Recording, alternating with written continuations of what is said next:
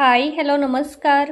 तर आज ना ह्या मोबाईलचा म्हणजे सॅमसंग S24 अल्ट्रा या मोबाईलचा स्क्रीनशॉट कसा काढायचा किंवा याच्या थोड्याशा सेटिंग आहेत तर त्या कशाही करायच्या ना, तर तेच मी तुम्हाला आजच्या व्हिडिओमध्ये सांगणार आहे।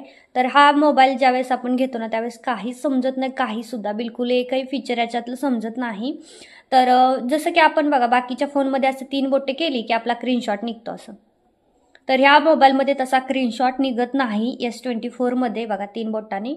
तर ह्या कसा काढायचा हे बघा 3 बोटांना असा स्क्रीनशॉट निघत नाही। तर यासाठी ना पहिल्यांदा आपण सेटिंग मध्ये जाऊया। काही सेटिंग आहेत ज्या आपल्याला करून घ्याव्या लागतात त्या मी तुम्हाला सांगते।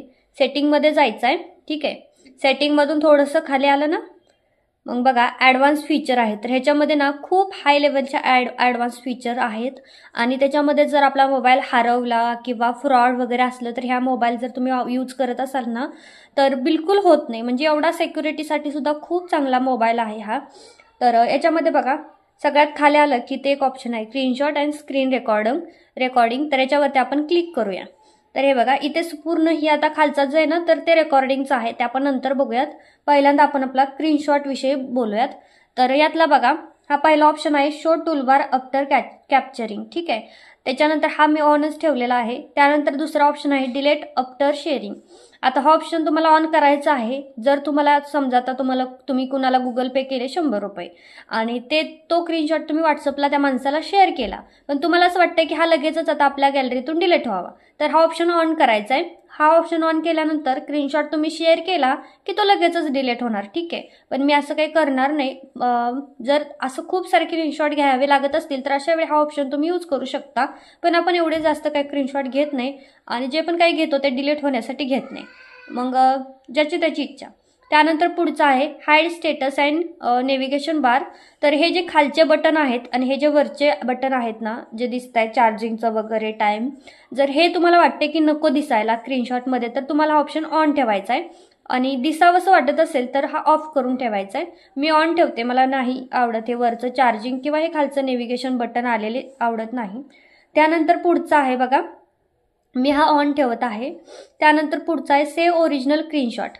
म्हणजे बघा हा ऑप्शन जर तुम्ही ऑन ठेवला तर तुमचा ओरिजिनल स्क्रीनशॉट आहे ना तर तो तुमच्या गॅलरीमध्ये सेव्ह होईल, ठीक आहे।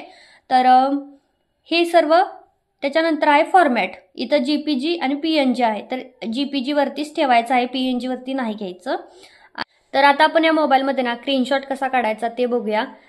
3 बोटाचं काम नाही आता इथे, आपल्याला इकडच्या साईडचा हाताचा पार्ट हा लागणार आहे आणि काय काय करतील मोबाईलवाले माहित नाही। 3 बोटांनी काढणं सोपं आहे पण हे हाताने काढणं इतकं अवघड आणि इरिटेट होतं, खूप इरिटेट होतं, पण ठीक आहे आता आहे आणि सेटिंग केली तर आपल्याला करावं लागेल।